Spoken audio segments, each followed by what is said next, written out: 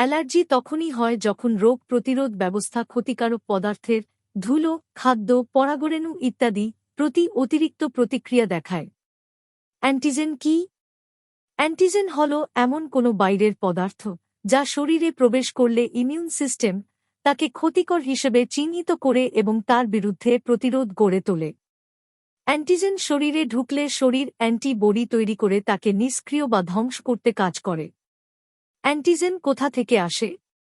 Bacteria, virus, fungus, পরাগরেণু, ধুলো, খাবার, টক্সিন, বিষাক্ত উপাদান। রক্তের ভিন্ন গ্রুপ। অ্যান্টিজেন এমন পদার্থ যা শরীরের ইমিউন সিস্টেমকে প্রতিরোধ তৈরি করতে বাধ্য করে। অ্যান্টিবডি কি?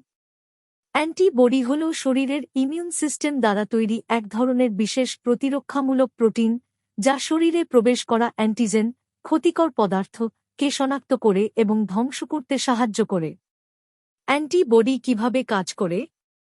অ্যান্টিজেনকে ব্যাকটেরিয়া, ভাইরাস ধরে ফেলে, তাকে শরীরের কোষে ঢুকতে বাধা দেয়, ইমিউন সিস্টেমের অন্যান্য কোষকে সক্রিয় করে, রোগ প্রতিরোধ তৈরি করতে সাহায্য করে।